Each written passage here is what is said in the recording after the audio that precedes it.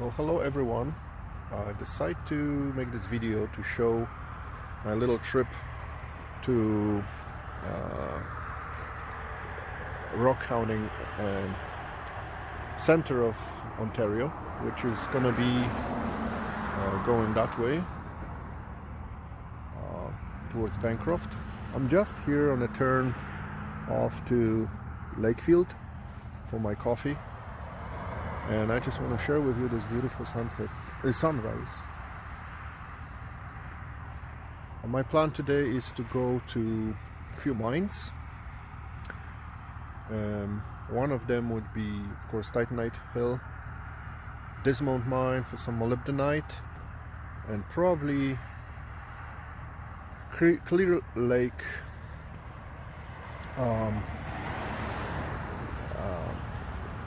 Tremolite and Tremolite Occurrence. I will show you a few videos of what I can find today, and I hope this will help you with your treasure hunting. This is beautiful moon still, and the sunset is getting just more pretty second after second. Now 407 goes straight all the way to 115, so you can, if you're coming from Toronto or Mississauga, you can get very quickly here. And it's good to travel in the evening, in the morning, so you don't waste any time, because the bush is waiting for us. And I'm gonna grab some coffee and take some pics of this beautiful, beautiful sunrise. So after Lakefield, I decided to follow a different road to my destination. I decided to go to Buckhorn, then pick up Highway 507. That will shoot me out on Highway 517.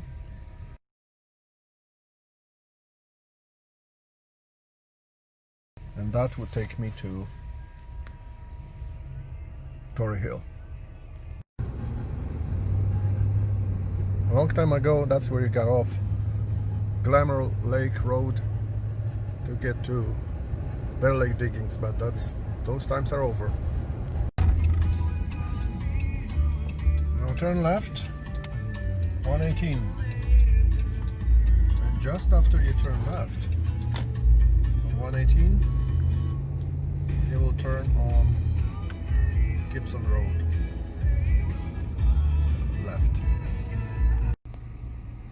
Now Gibson Road is gonna take you to this kind of plow around end, and you will see this yellow mark, use road on your own risk.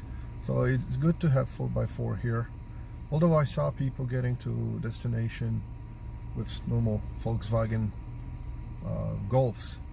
So it's up to your driving skills. I'm gonna turn my 4x4. By the way, this is Rockhound's truck. You can see things that I keep here just to keep me. This is a garnet from River Valley from a few weeks ago.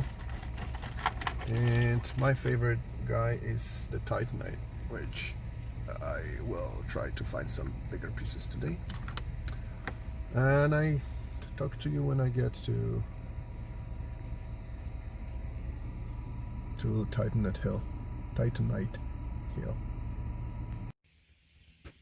Now the reason what I'm making this video is to, by the way, this is the road we came from. The truck is parked here. Destination is right there. Usually in those areas around Bancroft and all rockhounding areas, they're usually marked by orange ties on the trees. Usually that's a good indication you're in the right spot, and usually look for the path going to the forest. So we came from here. There's a couple of places you can park. This one is more to the side, and there is another one just there. And looks like from year to year there's more room to park here. This area is getting very popular. It looks like somebody just exploded a bomb. I'll show you this later. But The reason I'm making this video is to help people like you guys and me to get into this this hobby. It's great that we live in a country where actually you don't have to pay much money for this. Essentials that I find are very helpful here, in many other places actually where digging is involved. Of course, is the shovel. I always bring my old beat up shoes because your good shoes will get destroyed. What I recommend in areas like this is to just get some overalls, old overalls, you know, mechanic type. These ones I picked up at Value Village for $3. Don't buy like 60 bucks ones. It's a waste of money, but great stuff. You put over yourself, you get dirty, you take it off, and you can go to Wilberforce for ice cream. Now, what I find essential here is also bug spray, bug net, if you're patient to wear it. Of course, some flashlights are good when you go to cave areas or tunnels. Safety glasses. This is my favorite guy, is a horn. That's my bear protection. Works great, I think. If you have a spray, pepper spray to spray bear in the nose, you're pretty much too close to the bear and the game is over. So this, when you see something in the bush, you don't know what it is, just blow the horn. Scares daylight out of anybody. Chisels, recommendation, Princess Auto, great prices. Hammer, that's what I use. I have plenty of those because I have a history of losing my equipment, and if I get good geological hammer, that's 60 bucks lost in the forest. So I use those. Canadian Tire, twice a year they have a 50% off, so we pick them up for 14 bucks. That's the price of steel. Excellent, works great. You always need a bigger hammer like this guy to crush a little bigger rocks like these and those. And then this is great for sifting through leftovers of other people who dug before you, because people always leave stuff behind. Now my backpack is such that it's a backpack, but I sunk a bucket into it, so when you put your specimens, they don't get squished in a soft backpack. And of course, packing material, lots of newspaper. You can pick up free advertising paper for, let's say, groceries and so on. And what works well is also the coffee cups. If you have a very fragile crystal, you don't want to get really squished, you can put first in the paper and then put in a coffee cup. You can put a lid on it, and then you can safely transfer to your vehicle. Okay, so we see you up there. I hope some of those pointers will help you out starting your adventure. And don't forget water and snacks. And this area on this side of the road going towards the valley is also full of rubble from all diggings from before. So whatever you dig, you can find something interesting here. But we're gonna look for Titanite up there. So I see you there. So this is how I look in the outfit. It was really useful to put it on because, as you're probably going to be able to see, this is one of the holes that I try to extract some minerals. There is some stuff on that paper that you see. So it's very muddy because the rains were here not long ago. So the whole place is very steep, and you can see holes like this from time to time. This hole I remember we started maybe 4 years ago, although some other YouTubers may think they started. But quite a few Titanite came out of there, and I don't want to crawl in that mud, even though I have this outfit on me. So basically I follow the line of this cap rock, and I start digging here just as a sample hole. So I don't want to spend too much time here. And first thing I pulled out is this huge hornblende, like a twin. I don't know if you can see it. One crystal mixed with the other.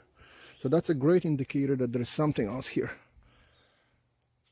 So, you know, our knowledge, when we all exchange our knowledge, shout outs to Caver and Me Miner and all the people who are helping each other out. I hope you get the idea. Always look for dirt that is black and brown if you're interested in Titanite or hornblende. So I'm gonna just give you a little update what's happening here. So I'm here about 30 minutes, 20 minutes. This is all bunch of stuff that I'm gonna take to my backpack. What I'm gonna do with this, for somebody who's not experienced, is probably just lots of black rock.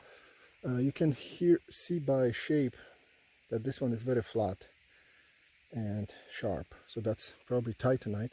A few of them here.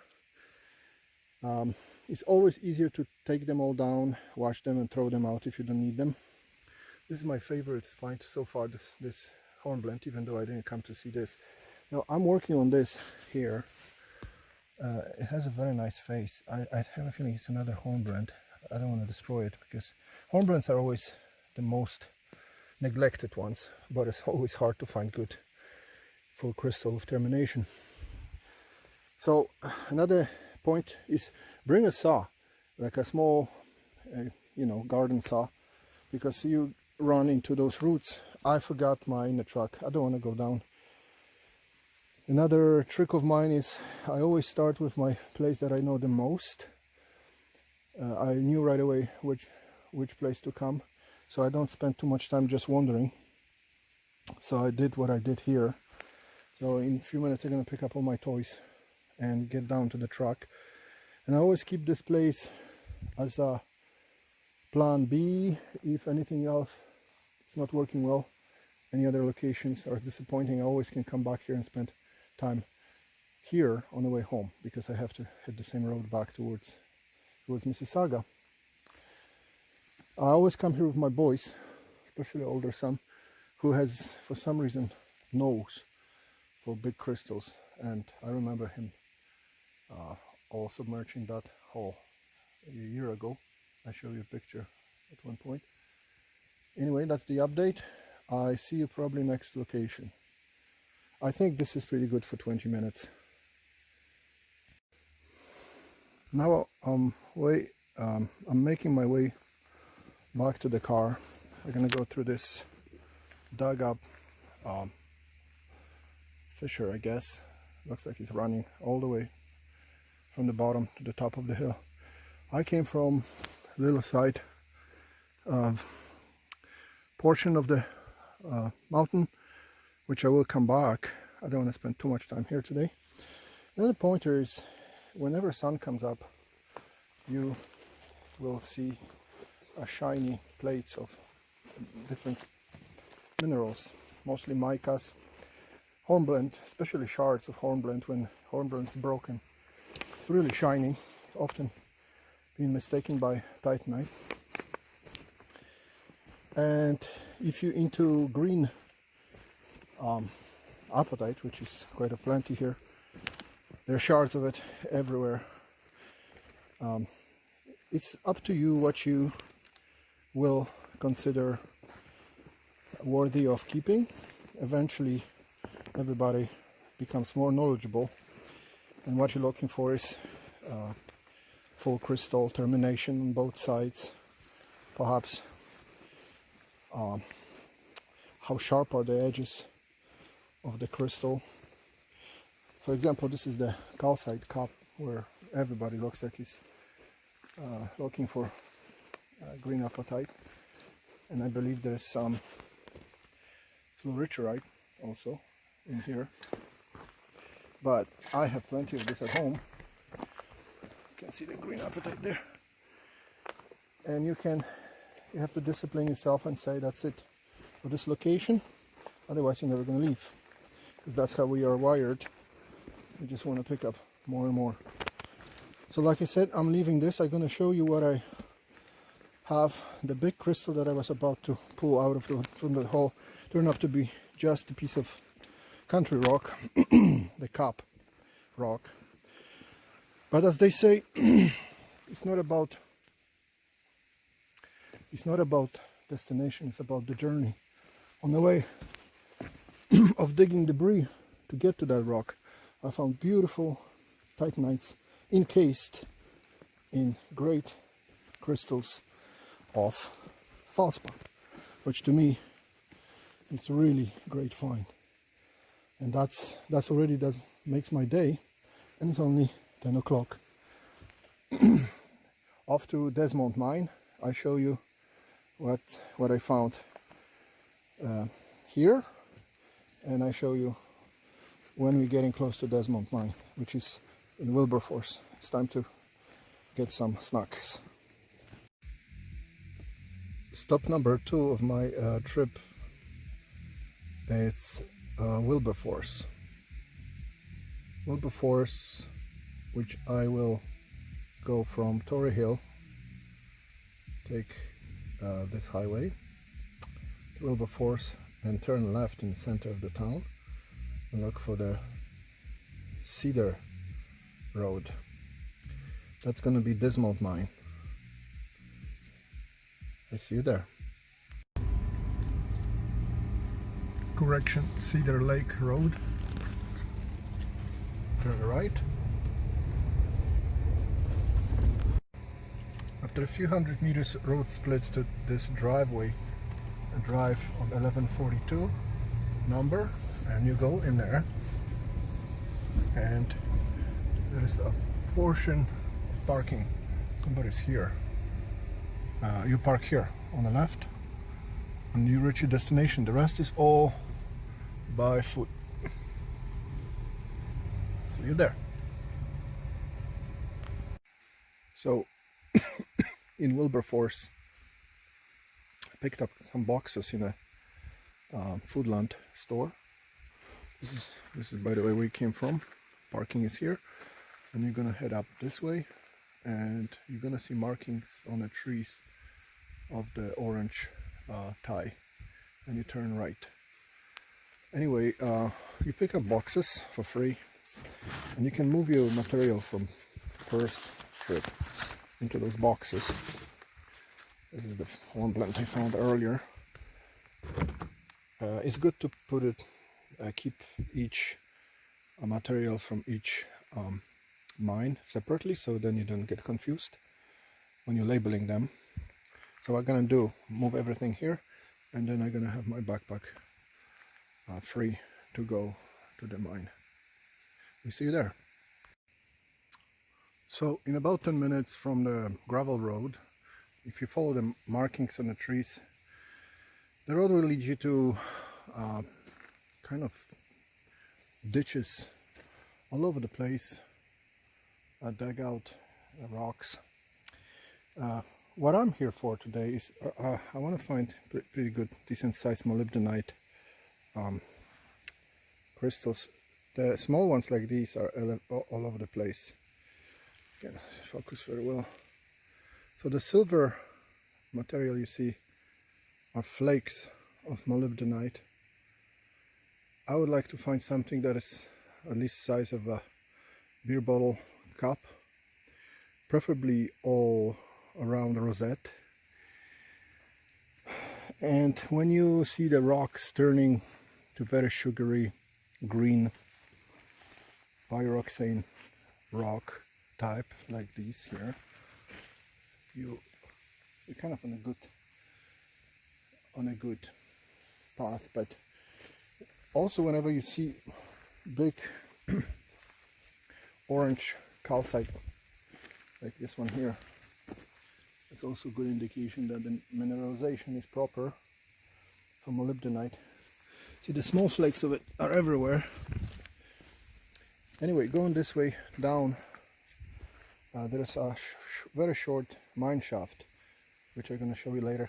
What I found most success with is actually splitting rocks closer to the shaft that are very rusty looking, kind of like these.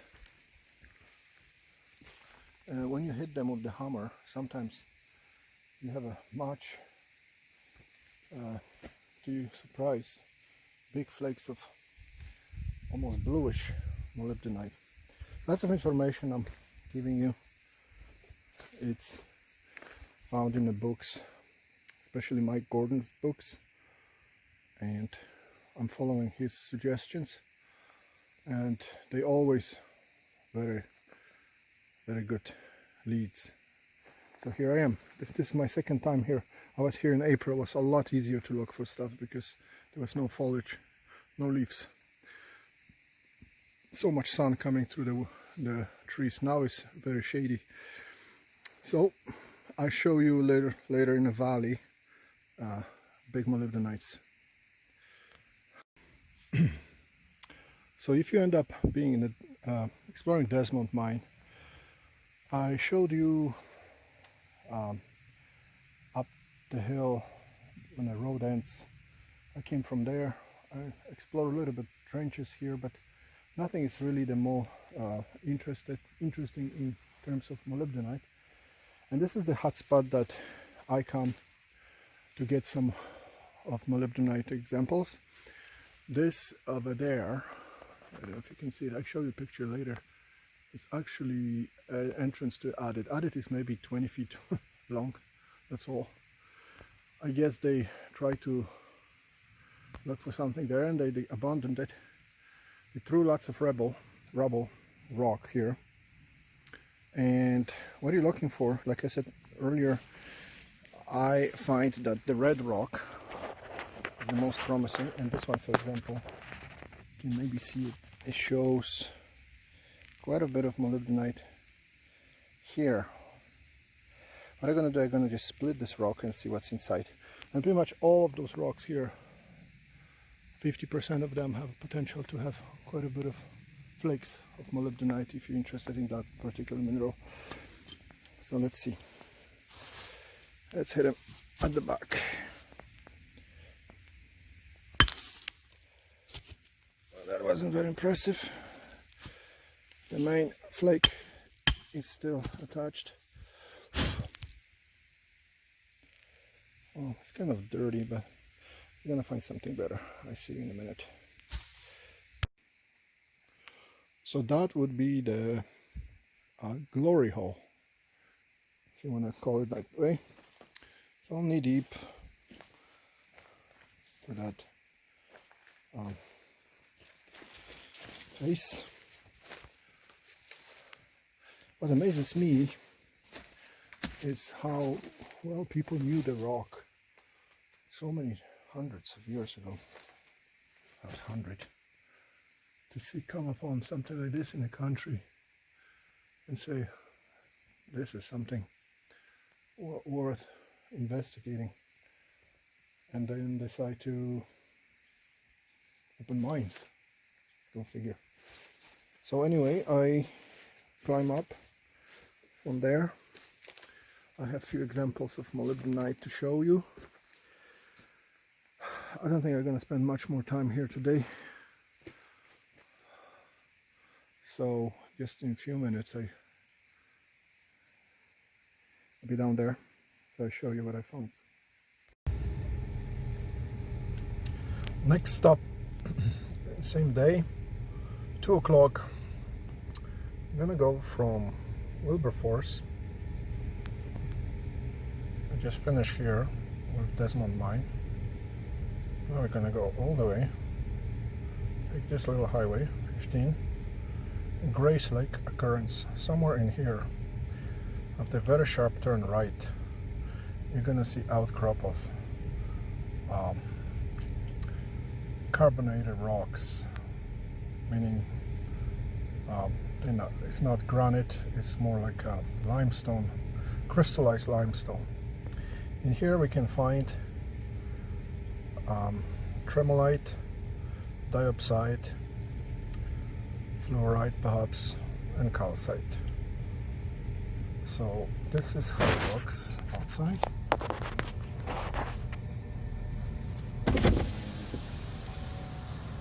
And that's where we're gonna go. Somewhere in that bush. See what we can find. So here we are, guys. I start finding spot. As you can see, extensively people digging in this area too. It's very close to the road. My truck is just to the left. What I'm looking for is tremolite. Tremolite is I found a couple of pieces of tremolite attached to the mother rock, which is, so this is very green mineral, looks almost like emerald. This one's gonna be very nice when it's all cleaned up. I like them attached to the matrix. I like to display them like this. When they're broken as shards, they look more like this. There's nothing spectacular about it. Obviously this is locked through. I'm digging in the old rubble, so people basically would crush the rock from the top and discard tumbling down, and usually there's a lot of mist things in those rocks. There's another one which I also noticed. It has crystal attached to it. It's right here. This one is also green. I don't know if you can focus on this one. And I found a little diopside. That's the guy here in the center, more like a lighter green, and then next to it flat, a couple of faces of tremolite. So when they're all cleaned up, they're gonna look very nice. I don't think they're gonna wander anymore. How about that? How about that for dinner in a movie? We are looking at sunset. Lake Clear, east, 2 kilometers east of downtown Bancroft. Well, several months later, little continuation of this video. I'm in my little place in my garage where I escaped from my problems and my family and work on my rocks. I just want to finish because many takes in the video that I'm trying to post. I show you what I find, and then when I was putting video together, I really didn't end up showing any rocks from any places. So I just want to go back to the first place we stopped. It was the Titanite Hill, which I have few rocks to show you here. Yeah, so first one would be a nice hornblende, which has a little bit of, does have termination, has a little bit of titanites growing on top. I really like the shape of it because all is complete at the bottom, and this one kind of piercing through it. Nothing of course spectacular, but to me I like the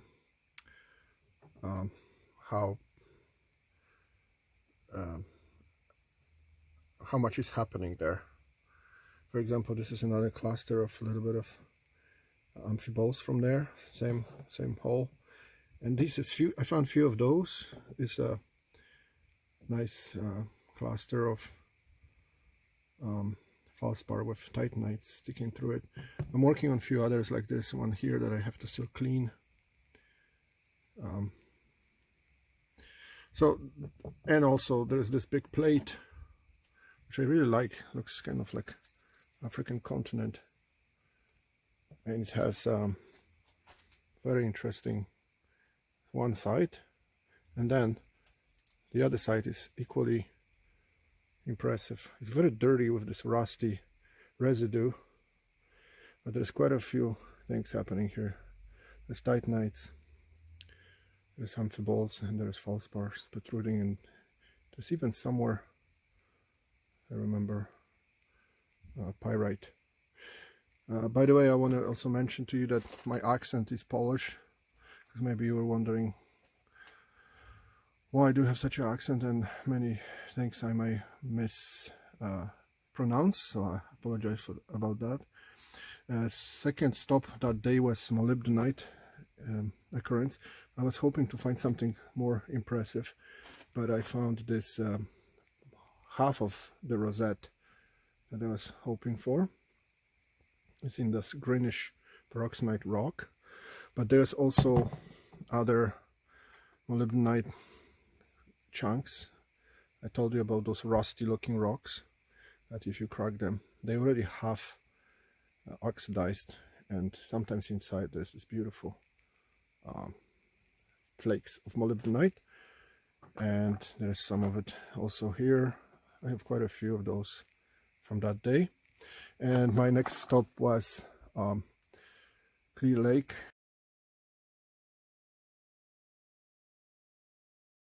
Occurrence for a little bit of Tremolite. So this is my main find.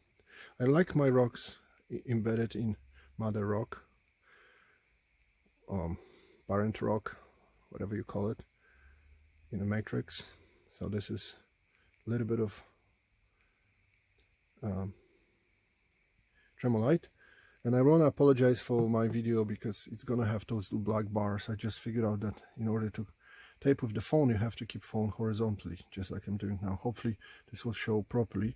Now my next stop that day was, I believe, that was it for that day. Oh, and there's another find from there. That's Titanite Hill. This is just a chunky piece of hornblende with some titanites attached to it still. I don't know if you can see it. They're of course not fully complete. It's hard to find everything perfect, but one day we will. And I have from previous trips beautiful crystals. So this is also that hole where I found lots of hornblende on the wall. So that's it. If you have any suggestions for me how to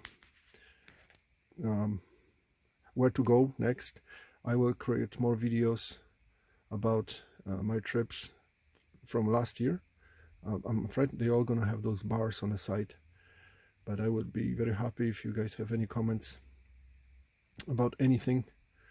I have lots of questions myself. For example, one of them, just to throw out there, is how to clear this this stain. I tried everything. I tried, you know, derusting liquids and some light acids and whatnot. Everything reappears after some time. Would be nice to have see the depth of those cavities without those stains, but maybe you could put something in the comment. And thank you very much for watching for my first video. I hope I can make more, and we see you next time.